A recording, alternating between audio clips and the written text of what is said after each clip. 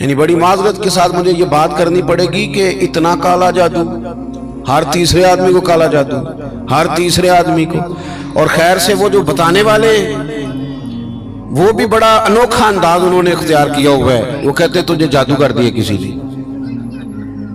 کس نے کہا کہ یہ مجھے بتانے کا حکم نہیں، مجھے شرارت کا حکم تھا، شرارت میں نے کر دی، اب تو گھر جا کے سوچتا رہے. اسی طرح ڈھیروں قسم کے ملانگ ہمارے کھاتے پڑ گئے، ٹال پہنے ہوئے، اور وہ آ گئے. وہ لوگوں کو قسمت کا حال بتاتے ہیں. آپ کا تو مجھے نہیں پتا، میں نے اپنے دیہاتوں میں دیکھا ہے کہ وہ سونا بھی ڈبل کرتے تھے، بعد میں پتہ چلتا تھا سنگل بھی غائب ہو جاتا تھا. ہنسے نہیں جی، اونچا نہیں ہنسنا چاہیے کبھی بھی. یہ محافل ہے ہماری، سنجیدہ ماحول ہے. میری بات پہ آپ توجہ کریں گے عزیز کہ آپ اوہام پرستی کا شکار نہ ہوں، ورنہ آپ اور نبی پاک صلی اللہ علیہ وسلم نا جگہ جگہ حضور ہمیں ذوق دیتے، سمجھاتے کہ تم نے اپنی توجہ اللہ رسول کی جانب رکھنی ہے، تم نے الجھنا نہیں، ورنہ آپ کیسے میدان میں نکلیں گے. فوجی کہہ دے ہمیں کالا جادو ہو گیا، ہم سے جایا نہیں جاتا، تو جنگ ہوگی. کوئی کہہ دے ہم پر تو وہ فلانے نے سیو کرا دیا ہے تو ہم دفتر نہیں جا سکتے، تو کاروبار زندگی چلے گا. کن چکروں میں پڑ گئے. جادو ہوتا ہے، اس کی حقیقت سے انکار نہیں، لیکن اتنا کچا ماحول، اتنی کمزور بات، یہ اہل ایمان کا شیوا نہیں ہے. آپ مضبوط رہیں. عارف رومی رحمت اللہ علیہ فرماتے میں کبھی بھی زندگی میں کوئی بات اس لیے نہیں کی کہ مجمع ہنسے، اور ہنسنا ویسے بھی شریعت میں مسکرانا ہے، کہہ کا لگا کے تو روٹین میں بھی ہنسنے سے پرہیز کرنی چاہیے. وہ کہتے ہیں ایک بادشاہ تھا تو اس کا بھی ذہن بن گیا تھا کہ پتہ نہیں یہ کیا ہو جاتا ہے. کچھ یہ لوگ نا ہمارا وہم بڑھاتے ہیں، آج کل جو تویز دھاگے والے لوگ ہیں نا، یہ اور اضافہ کرتے ہیں اس کے اندر، اور کہانیاں بنا کے دیتے ہیں، لوگ اور زیادہ الجھ جاتے ہیں. بادشاہ تھا تو وہ شکار کرنے جاتا تھا تو اس کے ذہن میں یہ خیال تھا کہ اگر رستے میں کوئی بندہ میرے متھے لگ جائے تو میرا شکار ٹھیک نہیں ہوتا. تو وہ کیا کرتا، وہ جب سفر کے لیے نکلتا تو لوگوں سے کہتا سارے رستے خالی کرا دو، میں نے شکار کے لیے جانا ہے. لوگ رستے خالی کرا دیتے. ایک دن ایک آدمی بیچارہ نے ایک آنکھ سے اسے نظر نہیں آتا تھا، وہ کوئی جنگل سے لکڑیاں کاٹ کے آ رہا تھا تو اچانک وہ چڑھ گیا.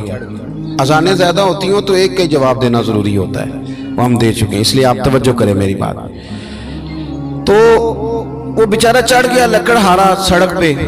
اس کے سپاہیوں نے، بندے تو بڑے ہٹائے تھے پر یہ غلطی سے آ گیا، انہوں نے پکڑ لیا، بادشاہ کے سامنے پیش کیا. بادشاہ کہنے لگا تمہیں نہیں پتا کہ میرے رستے میں کوئی آئے تو میرا شکار نہیں ٹھیک ہوتا، اس کو باندھ دو. دھوپ بڑی سخت تھی، درخت کے ساتھ باندھ دیا. کہا جا رہا ہوں، واپس آتا ہوں، اگر شکار ٹھیک ہو گیا تو چھوڑ دوں گا، ورنہ اسے قتل کر دوں گا. 2 بندے اس کے سرانے کھڑے کر دیے تلوار لے کر کے. اب وہ بیچارہ صبح سے بندہ ہے، بادشاہ چلا گیا. اتفاق کی بات یہ کہ آج شکار پہلے سے بھی اچھا ہوا، خوب ہوا. بادشاہ واپس آیا. اب یہ دھوپ میں بندہ ہے، کسی نے پانی بھی نہیں پوچھا. تنگ آمد بجنگ آمد. بندہ جب پورا تنگ آئے تو پھر جنگ بھی بڑی کرتا ہے. اس نے کہا یار آج مرنا تو ہے، اب مرنا سچ بول کے. بادشاہ نے کہا اسے کھول دو، آج میرا شکار بڑا اچھا ہوا ہے، لہذا اسے کچھ نہیں کہنا، کھول دو.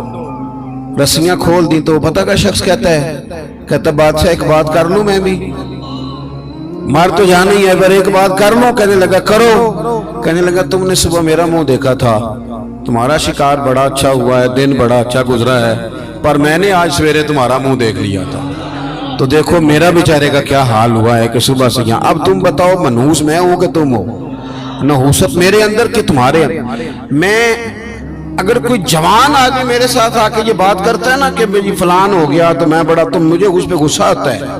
میں کہتا ہوں آپ اس عمر میں یہ کام کریں گے تو بزرگوں کو کون سہارا دے گا؟ ضعیفوں اور کمزوروں کو کون اٹھائے گا؟ آپ اتنی کچی باتیں کرتے ہیں. اور یہاں پیروں نے بھی عجیب تماشا گھڑا ہوا ہے. سویرے 9 بجے بیٹھ جاتے ہیں تعویذ لکھنے. آپ قرآن شریف کا درس کب دیں گے؟ آپ حدیث پاک کب پڑھائیں گے؟ آپ ان کو اصول فقہ کب بتائیں گے؟ پیر صرف دین کا نمائندہ ہوتا ہے جس نے رب رسول کا دین پڑھنا ہے اور آگے پڑھانا ہے، جس نے لوگوں کو وہاں سے دین سیکھ کے آگے سکھانا ہے. باقی کیا معنی ہے چیزوں کا؟ اس نے صرف آسان کر کے جو ہمارے صوفیاء نے دیا آگے بات پہنچانی. دین سیکھنے سکھانے کا نام پیری مریدی ہے، اس کا کوئی اور معنی ہے ہی نہیں سرے سے. کہاں سے آ گئی یہ ساری چیزیں؟ حدیث سنیے، بخاری میں موجود ہے، مسلم میں موجود ہے. حضرت ابو ہریرہ رضی اللہ تعالیٰ عنہ فرماتے ہیں نبی پاک علیہ السلام کے साहिबजादे का विसाल हुजूर की गोद में हो गया, गोद में विसाल कर गए साहिबजादे। हुजूर को बड़ी तकलीफ हुई, आंखों से आंसू आए, सरकार रोए। सहाबा ने अर्ज की, हुजूर आप भी आंसू बहाते हैं? फरमाते हैं, मेरा बेटा गया है। ये आंसू मोहब्बत की अलामत है, वरना मेरे दिल और जुबान पे वही है जिससे मेरा रब राजी होता है। इत्तेफाक की बात देखिए, इत्तेफाक की, कि उसी दिन जिस दिन सरकार के साहिबजादे का विसाल हुआ, उसी दिन सूरज को ग्रहण भी हो गया। अब जोड़ने वाले बातें जोड़ देते हैं ना। कुछ लोगों ने बात जोड़ दी, कहने लगे देखा हुजूर के साहिबजादे का विसाल हुआ तो सूरज को भी ग्रहण हो गया, सूरज को भी ग्रहण हो गया। और मेरे दोस्तों सुनो, ये अकीदों की मजबूती कितना जरूरी काम है। अपने आप को फिक्री तौर पर मजबूत रखना कितना जरूरी है। अहमद मुख्तार नबी पाक सल्लल्लाहु ताला अलैहि वसल्लम ने उसी दिन लोगों को मस्जिद में जमा फरमाया, उसी वक्त। सहाबा कहते हम बड़े परेशान थे कि हुजूर तो गमज़दा है, ना कोई जिहाद की बात होगी ना और कोई होगी, तो इस वक्त क्यों तलब किया? सबको मस्जिद में बुलाया और बुला के मेरे नबी पाक अलैहिस्सलाम ने खुतबा दिया। अल्लाह करे आपको समझ आए। यानी उस दिन जिस दिन साहिबजादे का विसाल हुआ, गम की घड़ियां हैं, हुजूर ने सबको मस्जिद में बुला के, मैं बुखारी मुस्लिम पढ़ रहा हूँ, हुजूर ने फरमाया लोगो, सूरज और ग्रहण का लगना अल्लाह की निशानियों में से निशानी है। सूरज चांद को ग्रहण लगना अल्लाह की निशानियों में से निशानी है। जब ये लगे इस्तिगफार पढ़ा करो, नमाज पढ़ा करो, अल्लाह के हुजूर हाजिर हुआ करो। फरमाया किसी शख्स के दुनिया से जाने का इसके साथ कोई ताल्लुक नहीं।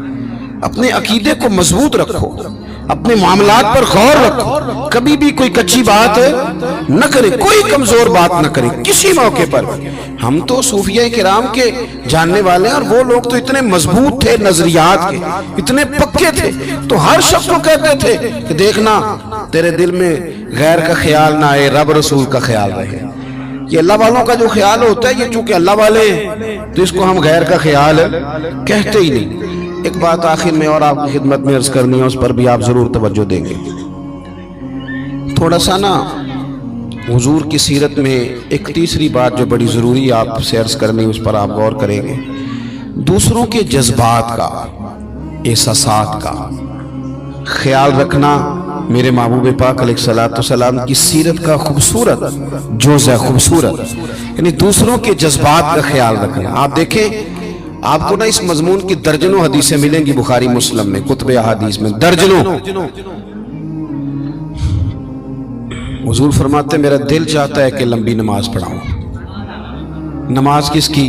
अल्लाह की। दिल चाहता है कि नमाज लंबी पढ़ाऊं, लेकिन हुजूर फरमाते हैं फिर मुझे पीछे बच्चों का ख्याल आता है, बीमारों का ख्याल आता है। हुजूर नमाज रब की, ख्याल बंदों का।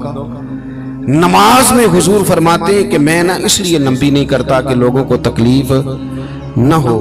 हुजूर फरमाते मेरा दिल चाहता था कि तहज्जुद की नमाज तुम पर जरूरी करार दे दूं, पर तुम्हें तकलीफ होगी, लिहाजा मैं ये काम नहीं करता। मैं अपनी चाहत नहीं देख रहा, तुम्हारी नींद देख रहा हूं। हुजूर फरमाते दिल करता था मिसवाक को वुजू के साथ जरूरी करार दे दूं, पर तुम्हें तकलीफ होगी, लिहाजा मैं ये काम। आप मेरी बात समझ रहे हैं भाई? इतना एहसास। मुस्लिम शरीफ में हदीस है, सरवरे कायनात सल्लल्लाहु ताला अलैहि वसल्लम की खिदमत में अर्ज किया गया, हुजूर ये इमाम है, ये लंबी नमाज पढ़ाते हैं। अब जाहिर है वो कुरान शरीफ ही पढ़ते होंगे, अच्छे जज्बात के साथ करते होंगे, लेकिन हुजूर ने बड़े उनको तंबीह फरमाई और फरमाया मैं लोगों को दीन के करीब करता हूं तो दूर करता है। जब लोगों को नमाज पढ़ाए तो एतदाल के साथ पढ़ा, दरमियाने तरीके। खुद पढ़ तो जितनी मर्जी पढ़, थोड़ा सा ना जज्बात का ख्याल करें।